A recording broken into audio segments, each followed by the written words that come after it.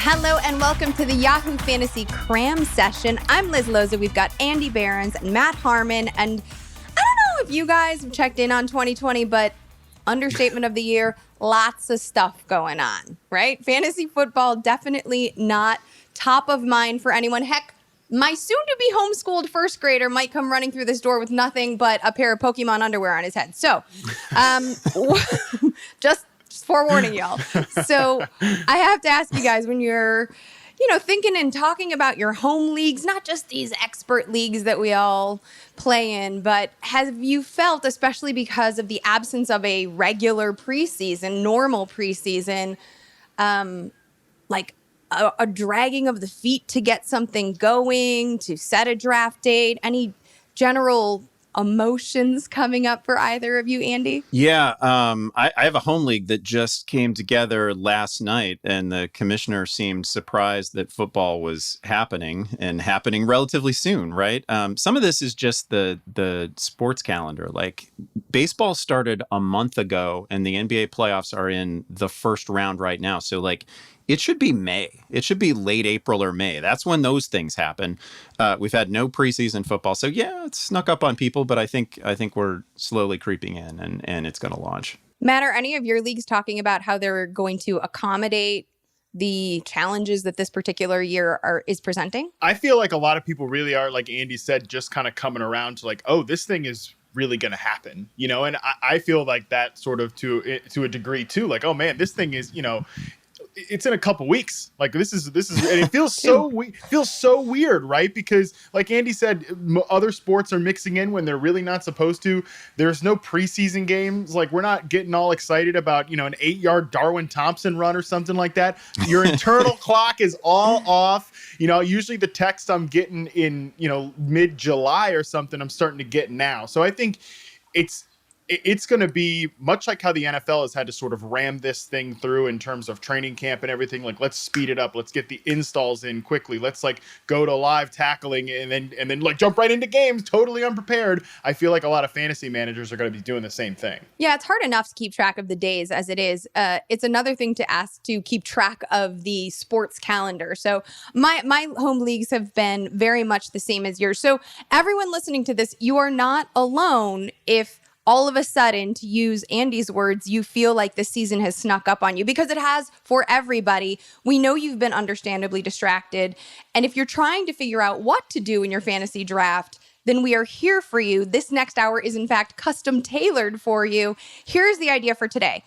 I want you to think of it as like a fantasy cram session. We've got about 60 minutes, and we're going to try to pack in as much advice as we can into that time. So here's what we're going to talk about. What to do in your first round. Some players we really love at their current ADPs. Some players whose values we really don't dig. Some guys to target at the end of draft. I'm going to talk to Dr. Alex Weber, who's the team physician for the USC Trojans and the LA Kings. He's going to give us some injury insights ahead of this crazy, unprecedented season. And then we're going to close things out with some final strategies and predictions. All right, guys, start the clock. Let's get going. Let's cram. First round, what do?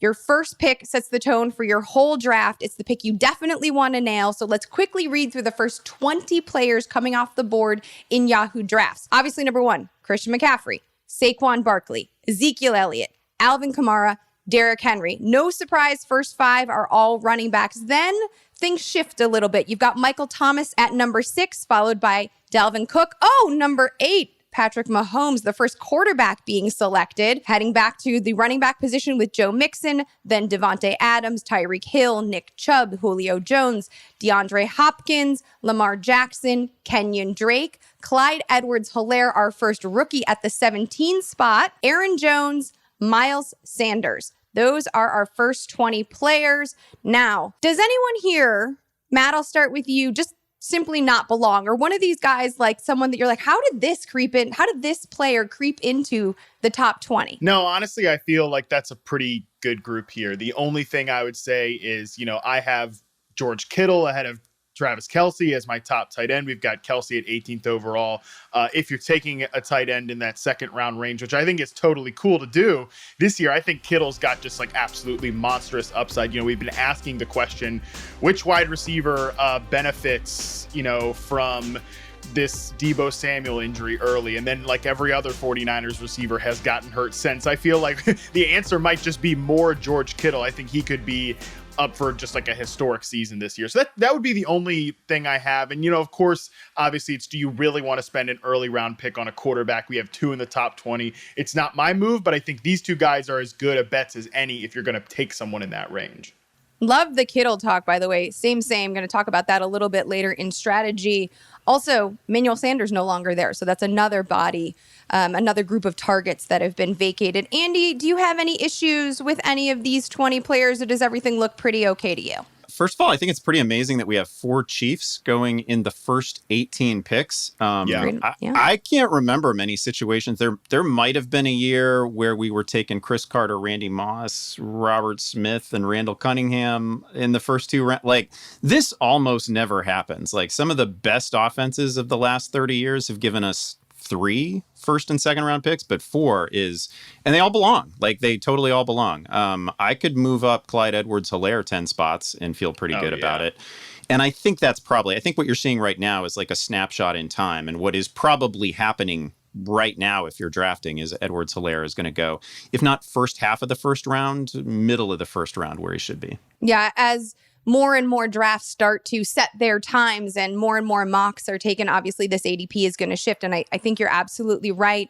Let's start. I mentioned that the first 5 players are all running backs. Every year we talk about the running back position being volatile and thin and, petering out rather quickly. Where in the first round specifically do you start to consider taking a wide receiver over a running back? I will say for myself, I don't mind taking a wide receiver ahead of Derrick Henry. To me, Derrick Henry I think you're drafting him at peak value right there. You're expecting him to do exactly what he did last year, which is a tough ask. But again, if anyone has proven to be a statistical anomaly, it is Derrick Henry. So I understand why one would feel compelled to take him at the 5 spot. I'm okay differentiating about there, though. Andy, what about you? Yeah, if it's a full PPR format, and that's not Yahoo default. Yahoo default is half PPR. If it's a full PPR format, I'm pretty interested in Michael Thomas at 4. That is where I have generally taken him. The gap between Michael Thomas and the number 2 fantasy receiver in full PPR last year was 98 points. Like, it's a crazy gap. And obviously that's a historic record-setting season. But the year before, which is maybe more likely for Michael Thomas this year, was still 125 catches and 1,400 yards. Like, he's pretty solid in a PPR format. I'll just say that. And then in half PPR, I'm with you. I would still have Thomas over Derrick Henry. Henry basically has to score 16 or 18 touchdowns in a half PPR format in order to justify that sort of draft position. Because, I mean, we can do a little wish casting and hope that Derrick Henry someday is going to catch 40 passes because things go well when they throw screen passes to him, right? But it just hasn't happened to this point. So I'm not gonna bank on that and price it in. Yeah, just to throw some more Derrick Henry talk in here too. Over the last 4 years, the fantasy running back 8 in PPR formats has averaged just over 251 points per season. That's already 3 spots below Henry's ADP that we're talking about here as the running back 5, and just 11 running backs out of the 301 to have cleared 250 points since the merger have recorded fewer than 20 catches, which obviously Henry did last year. So, I mean, you are really banking on an insane outlier. I kind of do tend to think that he can get to maybe the 35 range this year, only because number one, I think the Titans are going to be throwing it more because they're not going to be just these, absolute great game scripts for running the ball. Dion Lewis, as much as Dion Lewis is, really not a factor in any of our minds anymore, he is out of the picture. Darrington Evans is kind of just, he's picking it up slow in camp so far. So, we're never going to see Henry be a featured pass catcher, but I feel comfortable enough to take him at 5 over a wide receiver like Michael Thomas, or I have Devontae Adams as my top receiver. So then I think you're starting to think of those 2 receivers over, my running back 6, which is Clyde Edwards-Helaire or Dalvin Cook or any of these other guys after that. Matt, I want to stick with you because we're going to talk about those players who are burdened, if you will, with the first overall pick. As our quasi-resident Panthers fan, what are your expectations for Christian McCaffrey in a new offense with a new quarterback and a new head coach? Well, 2 things there. Liz, you actually did a really good podcast recently, and your guest highlighted that they were, I think you might be able to talk about it more than I could, but highlighted that, the number one running back overall has never repeated, in multiple seasons the last decade, something like that, I think it was. So, I mean, the odds are very good. Last year coming into the season, I think Saquon Barkley went number one overall in 75% of Yahoo drafts. And this will be even more consensus of the top guy going first overall in this year's draft. So the odds are pretty good that, McCaffrey finishes as running back 3, running back 4, running back 5. And also, we talk about continuity so much. You mentioned it. There's no team that has worse continuity this year than the Carolina Panthers. They have a new starting quarterback, new head coach, new offensive coordinator, and new defensive coordinator. I believe they're the only NFL team that boasts that much transition from last year to this year. So at the end of the day, though, there's really no, other than just he's not going to probably be the top scoring running back again. There's probably, a lot of transition in the offense. There's really no holes that you can poke in McCaffrey's outlook. I mean, he's been an absolute workhorse the last 2 years. I think this offense is going to throw the ball a ton. I think they're going to play really fast. I wouldn't be surprised if Teddy Bridgewater, if he plays a 16-game season, leads the NFL in pass attempts. And the Panthers were already pass heavy last year too. So there's really no holes you can poke in McCaffrey's outlook. It's just, you have to realize, maybe don't cry yourself to sleep in a few months from now if he finishes as the running back 3, because that's just kind of what tends to happen.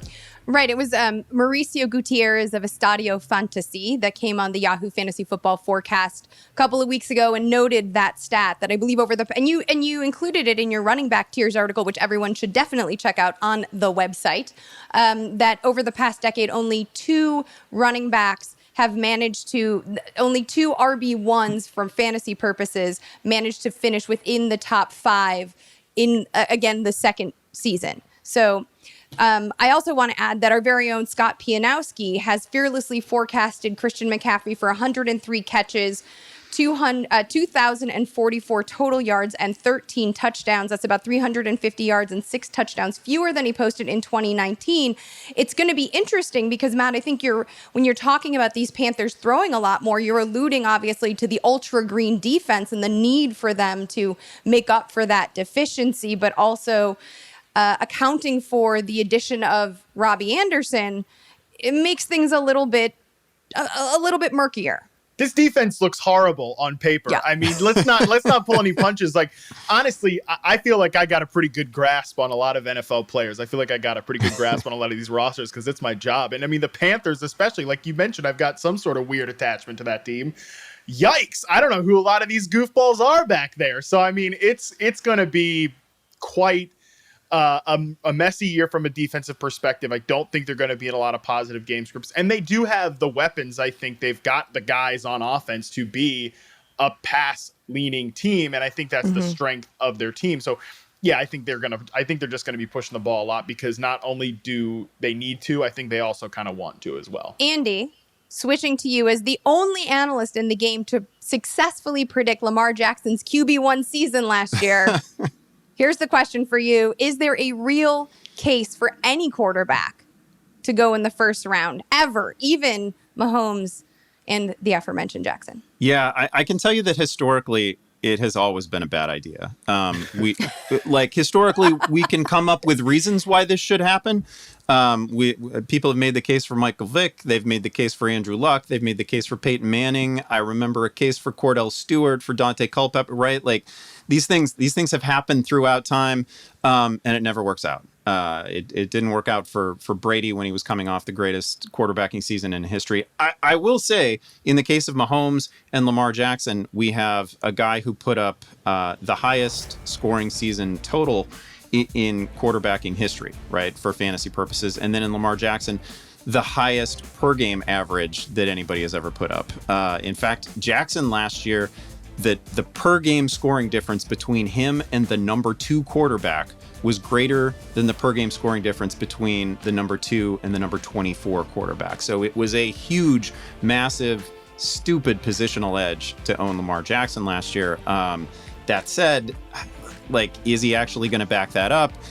Are all those passing touchdowns going to be there? Maybe it doesn't matter. If he's running for 1,200 yards, maybe it doesn't matter. A little part of me believes that Lamar Jackson is just a different sort of iteration of the quarterback position. and it can happen again. Maybe not almost 30 fantasy points per game, but something like 24, 25. And yeah, that would justify an early pick. Like I don't blink when somebody takes either Mahomes, who's the best quarterback in the game today, or Lamar Jackson in the first couple rounds. But again, like historically, it hasn't worked out well. And the whole idea is to find that next Lamar Jackson. I don't know that there's going to be a next Lamar Jackson. I don't know that anybody in the game beyond him or Mahomes can put up those kind of numbers. But the idea is to find the value, the guy that you can take as like the QB8, QB10, who produces a top 3 finish. So then who is that person for you? Who do you find yourself drafting when you are waiting on the position? Yeah, if it's anyone, it's Kyler Murray, right? Like I feel Kyler Murray, although then you're not waiting that long. Then you're not waiting. Yeah, that's the thing. We've built some of that into his draft cost because he goes off the board as like the QB5, the QB6, but he is several rounds after Lamar Jackson. If somebody in your hometown league is taking Lamar Jackson or Mahomes at the end of round 1, early in round 2, which is about where they go, you are at least going to be able to get Kyler Murray in like round 5, round 6. Allen. Just take Josh Allen, Andy. Oh no. This is a terrible response. We either need to edit this out or we need to squash this right now. Josh Allen's so bad. I get it. I get it with Josh Allen. I get it with the rushing yards. What an abysmal college quarterback who has been a brutal passer. It's a great situation in terms of the receiving core. Love that. I got my issues with Josh Allen though, because so far to this point in his NFL career, if he doesn't run for a touchdown, he can't help you. He's never thrown for 270 yards in a game. It drives me. I have issues with Josh Allen. I have to rank him inside the top 10, right? Because he's gonna run for 6, 7, 8 touchdowns. Just talk to me when he's QB3 this year, Andy. I'll talk to you in the winter. Oh no, I'm ill. Some Nick Chubb truthers, fans are feeling a little bit peaked themselves, considering that Kareem Hunt's role and at least like the hype around him continues to build, right? There's been some beat reporters who have said that both Chubb and Hunt will receive 15 carries apiece. That starts to limit Chubb's upside and adds to Hunt's upside. I wrote an all upside team article, and Kareem Hunt was the flex on that article. I don't know how you can't love him where he at least was going. Again, now that ADP has started to climb. What's your take on this backfield in Cleveland? Understanding, of course, that Kevin Stefanski, a Kubiak acolyte, will be focusing more on the run in a league that remains very much a passing league. Well, I think Nick Chubb is about as good as it gets as a runner, right? Like I think he's absolutely top tier. The concern, obviously, is that as soon as Kareem Hunt entered the picture last year, that guy took all the receptions out of the backfield, right? Nick Chubb caught, I think it was 11 balls in the second half of the season after Kareem Hunt returned. And if it looks anything like that this year, and again, new coaching staff and some grown-ups on the coaching staff, like we have every reason to think that this is going to be like a more legit coaching staff with actual like sensible plays called near the goal line. That should be fun. But if it looks anything at all like last year, Kareem Hunt took a lot of those receptions. I still think Nick Chubb near the goal line should be a dominant player and can win a rushing title still. Like, I'm going to be surprised if it's anything close to a 50-50 split, because I think there is a real edge for Nick Chubb in terms of the ability to just run the football. Like it's him and it's Saquon and it's not many other guys that I would put in that upper tier of just pure early down runners. I agree with his talent, but he was, and you can't deny the facts, when in week 10 Hunt was added, he was just less effective in the red area of the field. And that was, he wasn't nearly as efficient. I mean, he received more red zone totes, an average of 3.25 per game, but he only converted 2 scores. Hunt managed more touchdowns. Admittedly, you're right. The receiving work certainly helped him out in that regard, but are we willing to say, well, it was the end of the year and it was a very long year for the Browns? And Andy, I know that you always say, and I have adopted this as my own motto, talent is the tiebreaker. And so Chubb should remain a, end of the first round, early second round pick, depending on how players are falling in drafts. Yeah, I'm not taking him at the end of the first round, and have not been. Like if he's fallen to me in the middle of the second round, that's the point at which I'm like, well, okay, I'm dealing with some second and third tier backs, and again, the upside I think for Chubb is always going to be a rushing title. I think that's definitely in play for him, but Hunt is just a huge factor. I mean, he's a gifted receiving back who I think if you prorate his season last year, it's about 70 catches, and that's workload that is clearly not going to Nick Chubb if both are healthy. So we're talking about these players and we're talking about their ADPs, but I want to skew positive a little bit. I want to talk about players we really like at their current ADP. Andy, I'm going to start with you. Talk to me about a particular running back going in the 4th round. Yeah, listen, I get Mark Ingram everywhere. I feel like there's the J.K. Dobbins factor has just been built into his average draft position, right? Like, we're all expecting big things from Dobbins. He's a wonderful collegiate player, a 2,000-yard back. Great. He's the future of the running back position for Baltimore.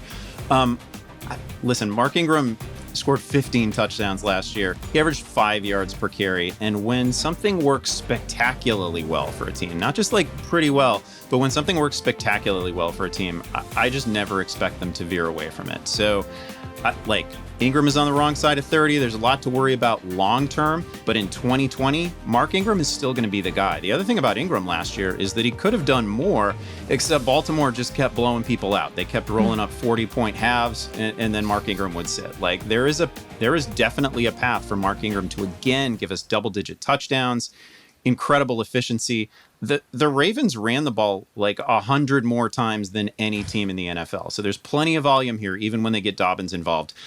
Ingram was a top 8 fantasy back last year, and he can do the same this season.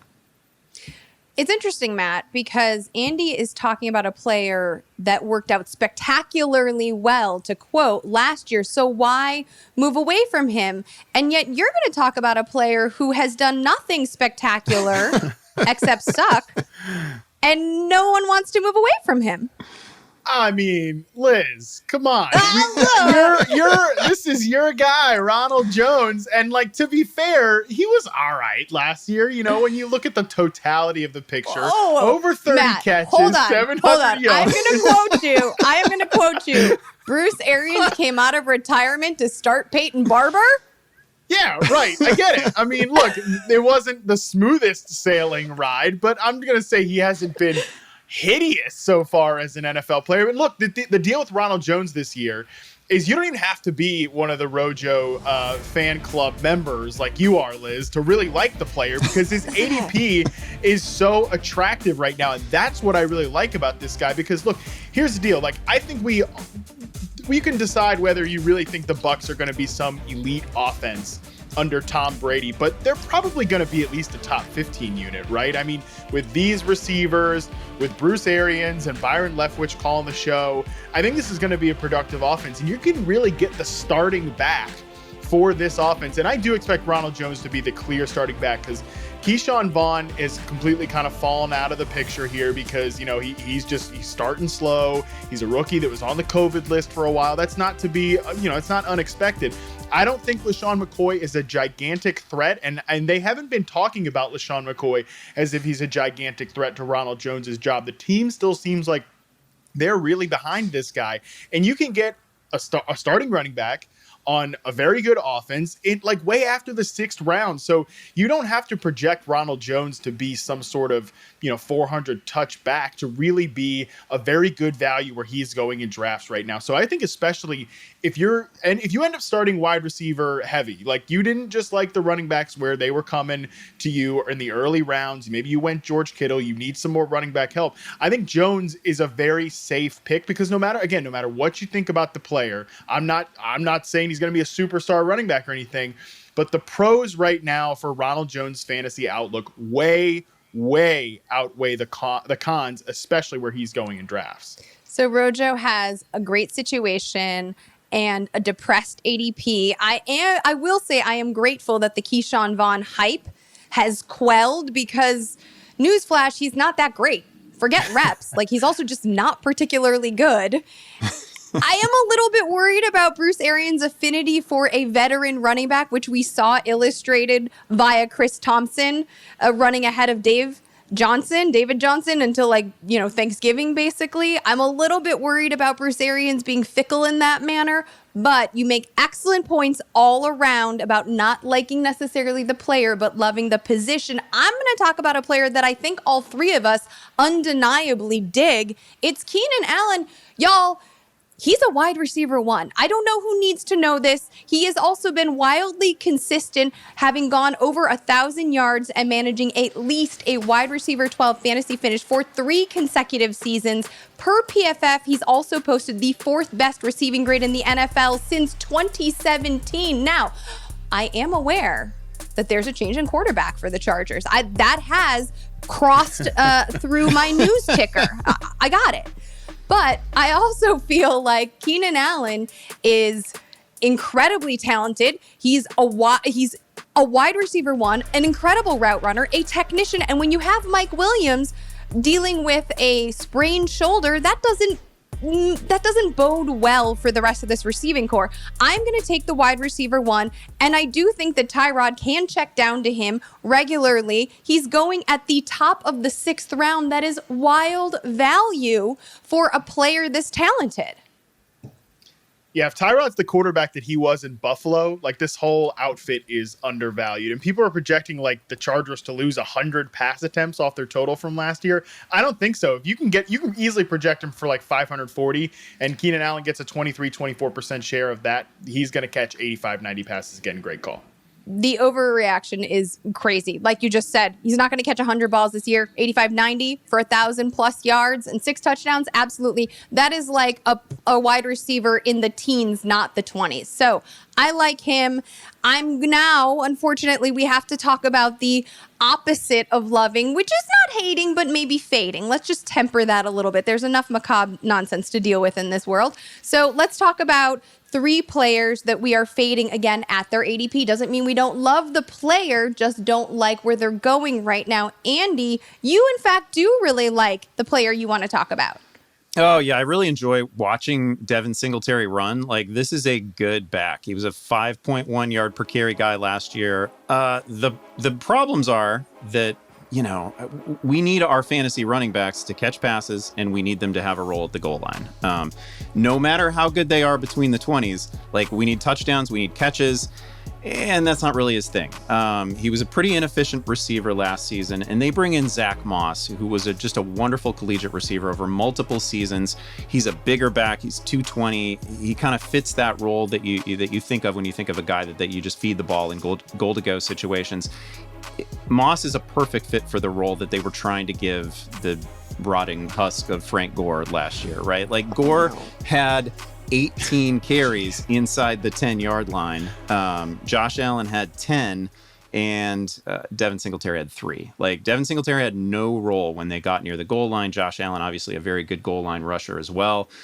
Like, that's just not going to be his job. And again, not a particularly adept receiver, so we have to project something like 25 to 30 catches for Singletary. Very few touchdowns. Now, he's a good enough runner that he can score from 40 yards out, right? But we can't bank on that in fantasy. So I just don't think the touchdown total and the reception total are going to justify the draft cost. Andy, I'm going to ask you just off the cuff here about another running back. What's your favorite hate stat for Leonard Fournette in 2019?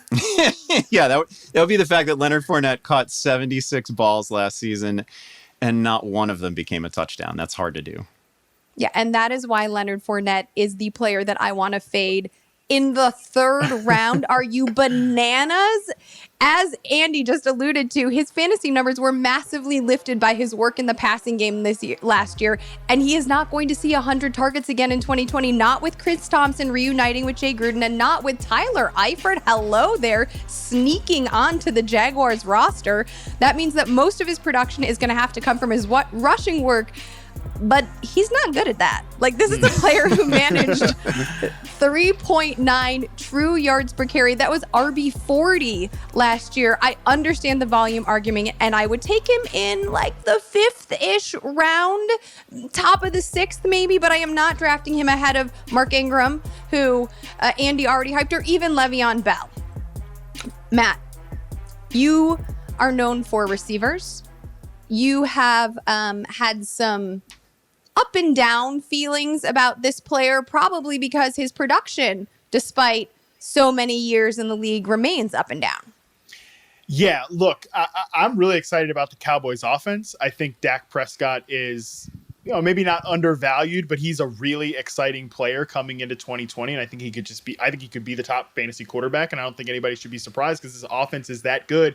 But that said, I don't want to be taking their top receiver, Amari Cooper, where he's going in drafts because, look, the reality is I don't think the gap that exists between the ADP of Cooper to Michael Gallup or CeeDee Lamb is going to be as wide of a gap as their workload is. In fact, last year, Michael Gallup in the 14 games that he played had a higher percentage share of the team air yards and the team targets. And I don't think the talent gap between Cooper and Gallup is all that wide either. Gallup's a guy who had 1,100 yards and was a really consistent, steady route runner, great at the contested catch game too. And that's been a theme since he was a collegiate guy. I don't think the talent gap is that wide between these two guys, especially because, like you said, we know who Cooper is. Gallup is still an ascending player. And Cooper, you mentioned it. It's the inconsistency. People always say, well, why is Amari Cooper so inconsistent? Why is the box score so up and down? Well, it's because he's an inconsistent player. And I don't know why we should expect that to change this far into his career. There's always something going on. And look, the Cowboys have done a good job. Credit to the crazy Jason Garrett coaching staff. They've actually done a pretty good job moving him around, getting him in the slot, getting him as a flanker, moving him around pre-snap to do what he does best, because he's just not a good, consistent route runner against press man coverage. That's why he disappears against guys like Darius Slay, Marshawn Lattimore, Jalen Ramsey, because he's not this elite route runner that some of the highlight clips from the check down account or the NFL account would show you. And I think at this point in his career, he is what he is. And I just don't see a situation where they have all this talent at wide receiver where it would be smart for them to funnel 140 targets to Amari Cooper, which is kind of what you're going to need to get a payback on where he's going in fantasy right now. So Amari Cooper went up and down and up and down. We started up, then went down, but we are going to finish on the up with 3 late round sleepers we love. Andy, I'm going to start with you. Since we talked about the Cowboys and Amari Cooper with Matt, tell me, what is a Blake Jarwin and what does he do in Dallas? Oh yeah, give me Blake Jarwin. So if I whiff on the early round tight ends, right? I don't get Kittle, I don't get Kelsey. Maybe I take a look at Andrews or Ertz. If I don't get any of those guys, I'm not messing with the minefield that exists between like 5 and 15. I'm going to take Blake Jarwin all day. The team paid him in the offseason. He was hugely efficient last year, about 9 yards per target. Witten is gone. Randall Cobb is gone. Those are not spectacular names, but they ate up about 160 targets last season. All of that is available both to CeeDee Lamb and to Blake Jarwin. There's a path here for Blake Jarwin to see 100 targets. There might only be 4 or 5 tight ends in any given season who see 100 targets. And if he plays 16 games, he's going to be one of those dudes. So I think there's a pretty easy path here for him to finish as a top 8, top 10 fantasy tight end. Matt, if you don't throw a dart in the 11th round at Blake Jarwin and you want to maybe load up on receiver, who's a great value? And tell me why his team is going to surprise the rest of the NFC North in 2020. Well, I don't know about the Bears surprising anybody in the NFC North in 2020. Don't try to sneak that one in there. But Anthony Miller, to me, really stands out among the receivers that are going in that range as a guy that is, number one, very talented and also has a very viable path to volume. And let's just start with the talent. Like, Anthony Miller, to me, he's been a reception perception superstar since he's come into the league, a guy that I think we've all kind of been waiting for him to fully break out, but there's been some injury issues. So you do have to account for that risk, but all that risk is baked into where he's going in fantasy right now, and really none of the ceiling that he possesses, because we've actually seen this guy produce towards the end of last season, just like we've seen Allen Robinson produce with Mitchell Trubisky. We've also seen Anthony Miller produce with Mitchell Trubisky as well. So if we get Nick Foles in there, we know there's a bigger ceiling for both of these guys if and when that does happen. And Miller especially, like, again, look at the rest of the Bears wide receiver depth chart. Ted Ginn, like Riley Ridley, Cordero Patterson's moved to running back, and, you've got all the ghost of Jimmy Graham at tight end. Like, the path to volume is very real for Miller. I think you can conservatively project him for 90 targets. And at that point, at that position in the draft, you're really, really getting a good payback there. Absolutely love it. I love that you pointed out when this player is healthy, he produces From weeks 11 through 15, after getting healthy again last year, he posted 5 consecutive fantasy relevant stat lines and averaged over 86 yards per game. And that was again with Mitchell Trubisky. Foles, I think, gives this offense a little bit of a lift. And despite the consecutive offseason shoulder injuries, reports out of camp are that Miller is healthy and looking good and that he crushed his rehab. So I think that's a great pick. I'm going to talk about someone that I think could break out in 2020. It's a rookie pick, and it is not Justin Jefferson or Jalen Reagor or even Michael Pittman, who I also love. It is Bryan Edwards. He is not being drafted. Say his name now because you're going to be saying a lot of it in December. On tape, what stands out the most about him is his physicality. He's 6'3", 212 pounds, an imposing presence, solid game speed, and strong hands. But when you look at him within the rest of that receiving core in Vegas, that sounds weird, the rest of the receiving core in Vegas, huh? Wow. Gotta get used to that. Yeah, Matt and I, we have talked about if you're looking at things from a which of these things is not like the other's perspective, Edwards stands out. I believe him to be, Matt has a different comp, but a Brandon LaFell-esque workman. Someone who can do the dirty work as the team's number 2 on the outside, allowing the star, that is Henry Ruggs, to get all of the big play glory. You've got Gruden talking about fast-tracking rookies. You've got Tyrell Williams already hurt and going to, quote, play through an injury for the rest of the season. That doesn't sound particularly great. And also Derek Carr talking about how he is very quickly gaining trust in Bryan Edwards. I think he's going to stand out. I think he's a breakout, and he is not even being drafted yet. Now, Liz, for our trillions and trillions of listeners who just threw up at the name Brandon LaFell for your comp for your exciting young rookie here, I actually think he really he comps pretty well to Michael Crabtree in this offense too, because we just talked about your boy Amari Cooper back there and how he always was messing things up in contested situations and dropping passes in Oakland. Well, the reason that Derek Carr continued to trust Crabtree to lead the team in targets despite everybody's excitement over Cooper as a young player was he trusted Crabtree in those back shoulder situations in the contested game. And, that was why Crabtree was continually productive. And I don't think Edwards can be that guy because they really haven't had a player like that for Derek Carr since Crabtree exited the picture. Whether it's LaFell or Crabtree, staying healthy is key to fantasy production. I've got numbers on that. We'll get back to it, but I've got numbers on it. Regardless, staying healthy is obviously key to fantasy production.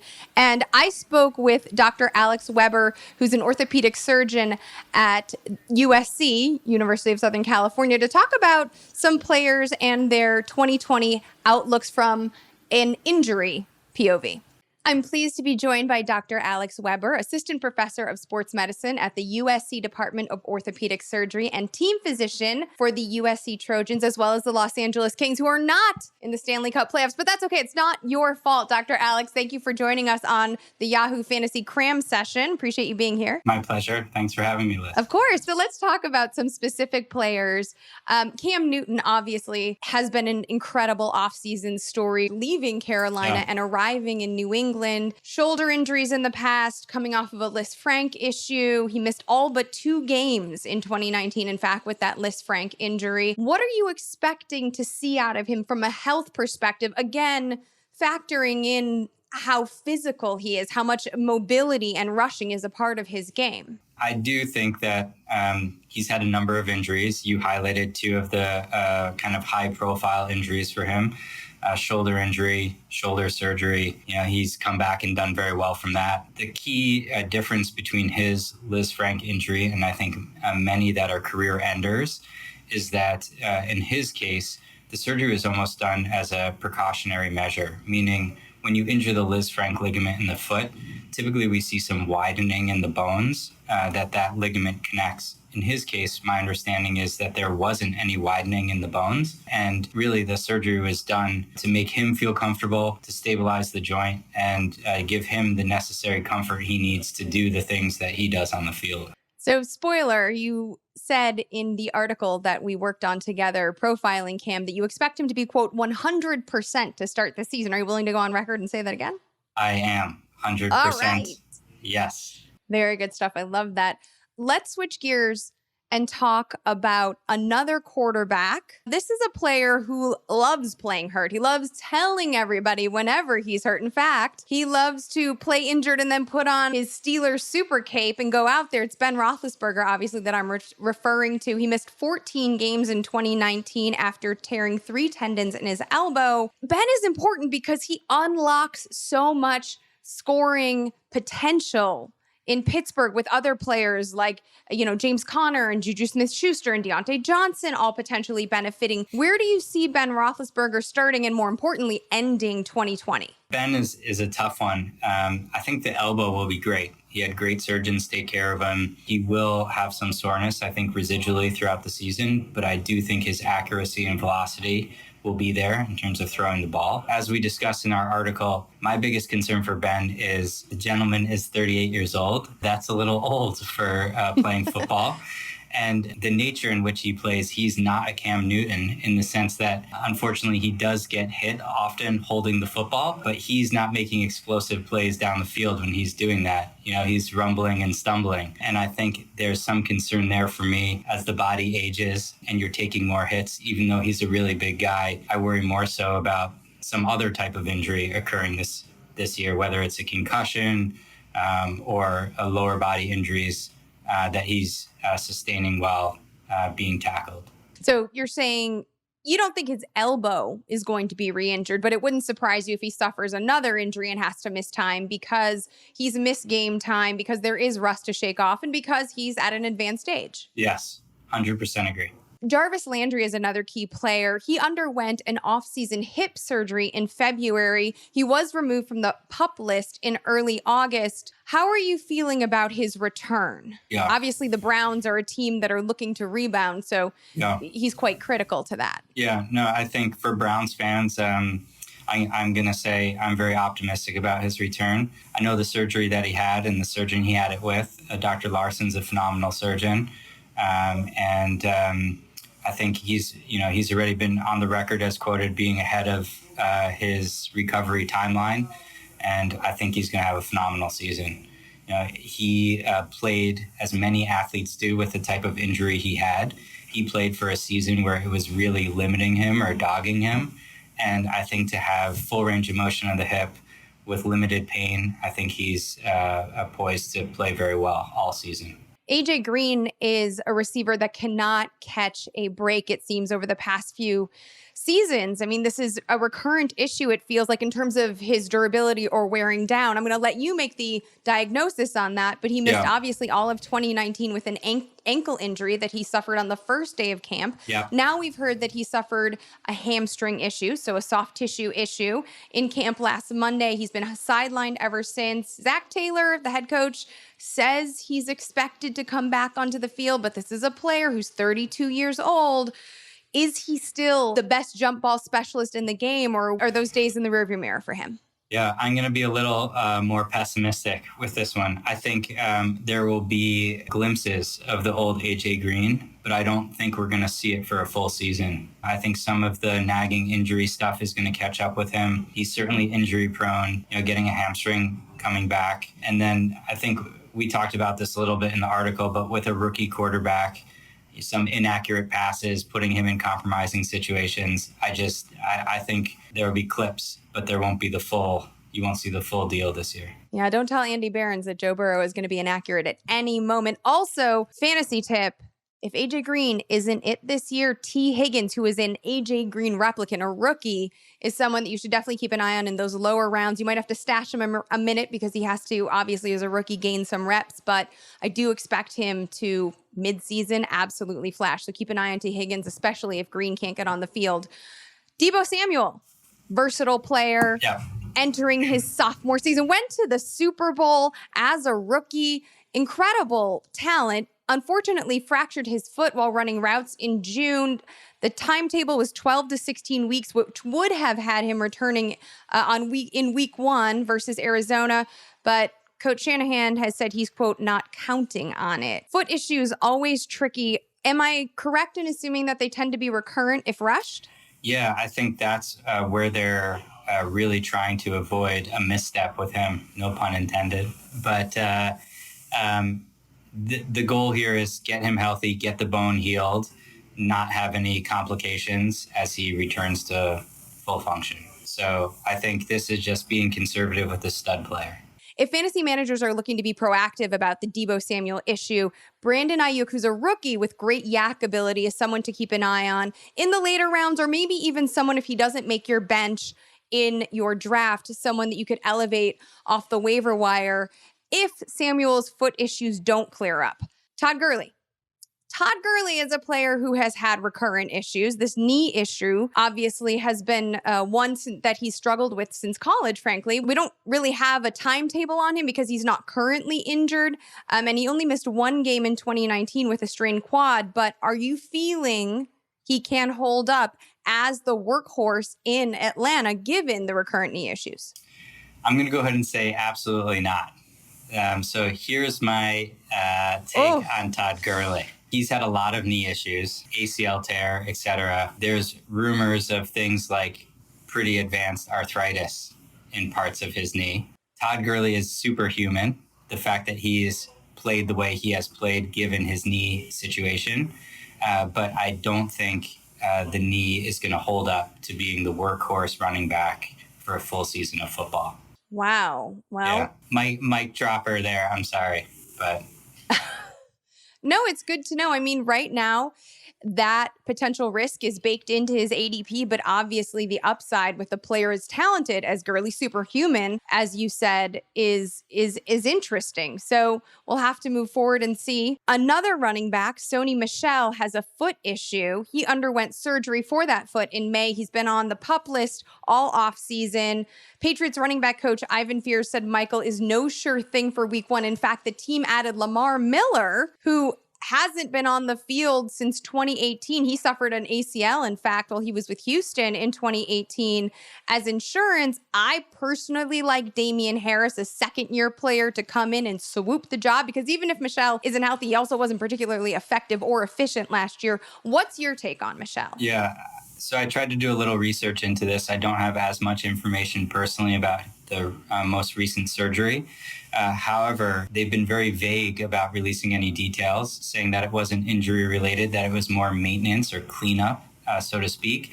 However, the timeline of his return leads me to believe that's not the case, in the sense that there is something seriously troubling with this foot injury, because he hasn't been on a 6 to 8 week timeline. He's been on a 10 to 12 week timeline, which is now being pushed a little bit further. So something is not well there. He's also a player who's had many knee injuries in the past. And when you start seeing foot, knee injuries in the same running back athlete, you start to worry about, is this breaking down? Are the mechanics of his gait and how he runs breaking down? And the knees are now leading to adjacent joint problems in the foot and ankle. So I would be a little bit cautious around him this year. Patriots organization usually tight-lipped, particularly about injuries. So all of that lines up. Also, like I said, Damian Harris in the 14th round, go grab him, stash him. He's going to be the breakout this year. Thank you so much, Dr. Weber, for joining us. Go ahead and follow Dr. Weber on social. Where can they follow you on Twitter and Instagram, Doctor? Dr. Alex Weber on Twitter, and Alex Weber MD at Instagram. Matt, Andy, what the doc said about Sony Michel, I am leaning very much into the Damian Harris hype. Can I take your temperatures on that? Andy, you first. Well, first of all, like, you don't have to actually invest in the New England backfield if you don't want to, right? Like, you're not under any obligation to throw draft picks at Patriots running backs. It can be a mess. It can be a minefield. I get that. Harris is the one guy that I have drafted, and I've drafted him repeatedly. It was easier to get him, 2 weeks ago than it is perhaps today. He's a pretty good player. He's not a wow player necessarily, but he was good enough to keep Josh Jacobs off the field a little bit at Alabama. Like, Nick Saban seemed to think pretty highly of him. I think he can be a force in this offense, and obviously with Cam Newton, the presumptive starting quarterback for that team, that's pretty friendly for the running back position in New England as well. Matt, can you not give such a lukewarm take and really get us excited about Damian Harris and his 2020 sophomore effort breakthrough here? Oh, hell yeah. Look, I mean, Liz, I know we were really excited about Damian Harris last year. That didn't work out. So let's stay in the present here. And, the reason, Andy, that we've got to throw dart throws at the Patriots backfield, and I realize things have obviously changed now that Tom Brady's not there, it's because it's one of the most productive backfields for fantasy. And Damian Harris, to me, he always struck me as like a Pierre Thomas type of player. And, maybe that's like the Brandon LaFell of wide receivers. I don't necessarily think so. But Pierre Thomas was always like, he was a solid pass catcher, solid in the run game, really a do-it-all guy that was very hard to take off the field. And I think Damian Harris could be that type of player. And here's the deal, folks. Like Rich Rebar from Sharp Football said it best to me. I saw him tweet this today. Like, whatever Damian Harris gives you, he could give you a straight up 0. I promise it's going to be better than whatever Sony Michel gives you. And I think that's a great way to put it. Absolutely. He has a multiple skill set. He may be more dependable than extra in terms of his playing style, but it's pretty close to the Patriot way. Patriots, huge on strategy. Fantasy requires managers who want to succeed be big on strategy as well. So, Matt, give me one nugget for fantasy managers strategy-wise to use entering this crazy season. Yeah, to me, I think teams are going to be so sort of thrown off from a game script perspective. I think things are going to be weird. Like defenses might have the edge early on. And I think that you really need to just favor these guys in the backfield that have proven receiving roles. And to me, this is really an Austin Eckler tweet, because at no point in this show have I really gotten to talk about how excited I am about Austin Eckler and how all these goofballs out there are letting him fall outside of the top 10 backs. Give me a break. Like Liz talked about earlier, we realize that the Chargers offense has changed with this quarterback. And I know that people immediately will say scrambling quarterback equals less targets for a running back. And theoretically that has been true, but Eckler is a different kind of machine to me. He saw 28% of his targets out of the slot last year. He's not just some bunny hop little like dump it off to him. He's a true, this guy, I'm a name drop here. I'm going to name drop the guy. In the before times when we were working out in the gym together, me and Austin Eckler, he was complaining to me about that I don't chart him for reception perception because that's how many routes he runs. This is not just a dump it off back. So I think he's going to be an integral part of this offense. And to me, these are the type of players you need to target, because remember when we all used to say Christian McCaffrey, he can't be a 3-down back. Well, at the end of 2020, we're going to be talking about how dumb it was that people thought that Austin Eckler couldn't be a 3-down back. So my strategy for you really is just draft Austin Eckler and log out. Sample size much bigger for Austin Eckler than guys like Miles Sanders or Kenyon Drake, who seem to be gaining on him in terms of even ADP. Josh Jacobs, too. Another guy that I'd rather take Eckler ahead of. And you calm down about that. Well, we can talk about that offline. Andy, what else should fantasy managers stop caring about? Yeah, first of all, if you're playing the Matt Harmon name drop drinking game, you want to go ahead and drink right now. We had that just occurred. You're pretty sober this long into the program. Give me a break. One piece of fantasy advice that I feel like I've given for years, and it's never been more applicable or more important than it is right now, is that you just can't make plans in the NFL, long-term plans as a fantasy manager. Don't talk to me about bye weeks. I wish we didn't even show a player's bye week in the draft tool, right? Because you just can't make plans 8 weeks, 10 weeks in advance. Let me tell you something about my baseball leagues, my fantasy baseball leagues, that I think is probably going to be applicable to fantasy football this season. It took about a week and a half for me to fill all of my IL spots. And we added a bunch in Yahoo leagues too. This year is going to be really hard between, a bunch of teams getting wrecked by COVID, obviously, and the normal injuries that we expect in an NFL season. There's going to be a lot of missed games, and we're going to hear about them late. And the idea that you can make plans 2 months in advance, I'll draft this, I'll pass on this high upside guy because it doesn't work in terms of bye weeks when we hit November. That's absolutely ridiculous. That is a ludicrous thing to do. Don't think about it at all. When you're drafting beyond, say, the 5th round, I don't even plan on a lot of those guys being on my team at the end of the year. I just want to take a bunch of big swings on high upside players with exceptional potential, and I'll sort out, week 6, week 7, week 8 when we get there. The landscape is ever changing. And while we've talked about Tyler Eifert and Blake Jarwin on this show, we haven't really talked about the tight end landscape and how overall and how it has shifted rather dramatically from 2019 to 2020. I mean, at the top of 2019, I likened it to the aftermath of a Thanos finger snap. And now, because of the infusion of young talent, that chasm between the very elite, I'm talking Kelsey and Kittle, and I, like Matt, have Kittle ranked ahead of Kelsey, just by a hair, but, for what it's worth. And then the, quote, late round the late round dart throws, the potential breakout players trying to find this year's Mark Andrews. There are some players in the middle. I wrote the tight end positional primer / preview for the website for Yahoo Fantasy. And, I did a poll and I kept hearing people say, like, oh, I don't touch tight end. I don't touch it. No, I just late round and double digit rounds. That's when I did. And I thought, well, has anyone ever done a mock, like actually done a mock employing a strategy where they took Kittle in the second or they took, Hunter Henry in the 5th or 6th, and then they took Mike Gesicki, say, in the double digit rounds. Has anyone done that and seen what they ended up with? And so I did that, and that's all in the primer. Here's what I can tell you. If you are drafting out of the 3 or 4 spot, you can absolutely feel comfortable selecting either Kittle or Kelsey. I don't care your preference. If you want the Super Bowl champ, great. If you want the $73 million man, great. Pick either of those guys as it snakes back towards the end of the second. Your team's still going to be money. There's enough depth at the wide receiver position that you can continue to hit running back and an elite tight end and still be fine. If you miss out on those guys or whiff on them, as Andy says, then I did not like the way my teams looked when I reached for even a Zach Ertz, frankly. When I tried to get Mark Andrews again in 2020, the double-digit guys, when you start to hit those guys in the double-digit rounds, things do start to pop. I will say, for what it's worth, I am continually selecting Hayden Hurst in the 9th or 10th. I really like his situation, and he is a prime late-round target at the position for me. So that was a little bit of a prediction, because I do think that he is going to work out well, Hayden Hurst, in Atlanta. But we have more predictions, and I'm going to kick this one off. Then we'll go to Andy and then Matt. Mine is that Cam Newton, we're going to talk about another Patriot.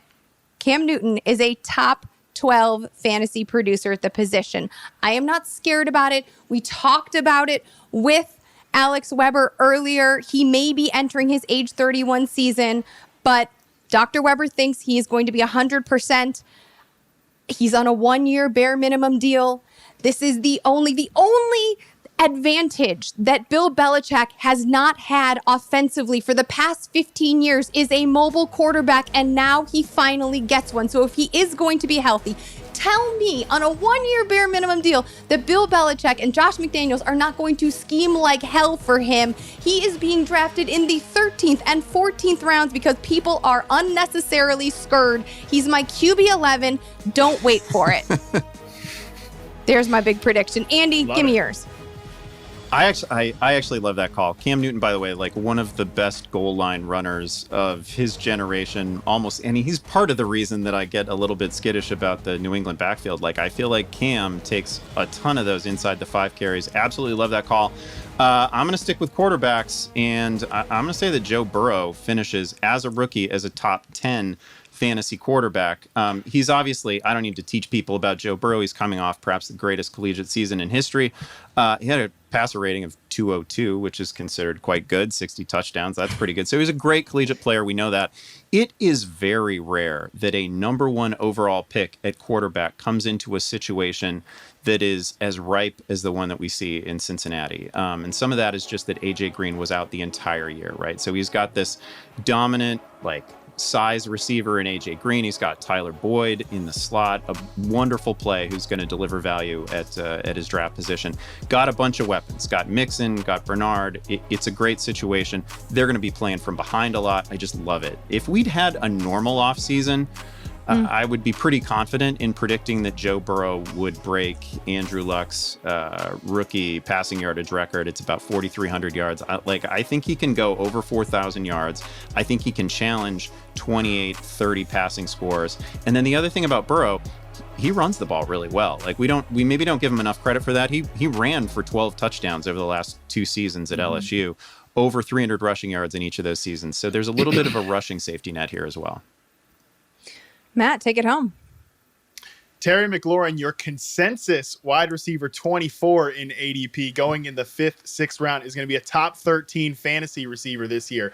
This guy is...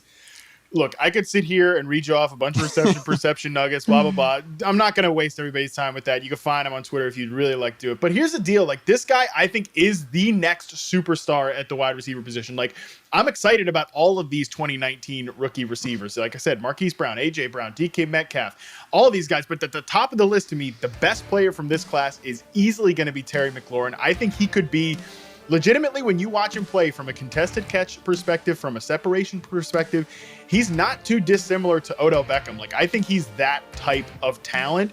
And everybody's going to be yapping about, well, Dwayne Haskins. What about Dwayne Haskins? In the final 3 weeks of last season, Haskins went 67% completion percentage, 5-to-1 touchdown interception ratio, 8.8 yards per adjusted yards per attempt. He was legit, like, good, or at least passable. And that's all you really need. For McLaurin to break out, you just need Haskins to be passable. I think he can be passable when you consider just what a mess he was thrown into last year, and it was very unfairly judged from just a lot of stupid stuff last year. People just being too hard on the guy, honestly. And look, I think when you look at this situation in Washington, Scott Turner last year, 64% pass rate in neutral game scripts last year. They leaned towards the pass even when they weren't losing. And so if you give Terry McLaurin a 23% share, which I think is being conservative given the state of Washington's pass catcher crew right now, 23% share of those targets, it's very, very easy to get him to 80 catches, 1,100 yards. And then you're just talking about a guy that I think could be a superstar, scoring 7 to 10 touchdowns, way out kicking where he's going in average draft position right now. You guys, we're ending on such a positive note. I mean, think about this. In 2020, we are predicting 2 superstars, 1 receiver, 1 quarterback, and an incredible rebound story for 1 Cam Newton. I am starting to feel the silver lining surrounding me. More importantly, we did it. We made you all better fantasy players in 1 hour. It was that easy. Whew, anything else, without fellas? a hitch, honestly. Yeah, smooth as can be. Smooth as peanut butter, I guess you could say. Andy, anything else? Matt, anything else? Well, I feel like we've already mentioned Brandon LaFell twice, and I just want to make sure that we got his name out there again. Yeah, keep an eye on that guy. Deep sleeper. Honestly, people just go play fantasy football this year, because you know what? Here's the deal. Like, if you stink this year, if your league mates just, rip you apart, blow you out, this is the easiest asterisk year of all time. Be like, listen, that was the COVID year, man. 2020 for our league, that doesn't even count. Like, you can be talking so much junk next year, despite the fact that your team was terrible this year. This is a great year to play fantasy. Come on. This is another solid looking towards the bright side point. If you take Matt's advice, if you haven't already, get some friends together or play with strangers. Hell, bridge some gaps. We need some of that. Whatever floats your boat, sign up for some fantasy leagues over at Yahoo Fantasy. We got season long. We've got best ball. We've got daily fantasy. All of the fantasy football games right at your fingertips. And if that wasn't enough and you need fantasy advice every day, let me tell you, you are in luck. Matt, Andy, and I, along with our very own Scott Pianowski and Dalton Del Don, co-host the Yahoo Fantasy Football Forecast that drops every weekday on all of your podcast apps, Apple, Spotify, Google, wherever you get your pods. The Yahoo Fantasy Football Forecast is there. I am at LizLoza_FF. That is at Andy Behrens and at Matt Harmon _BYB. Get your draft on, kids, because we are out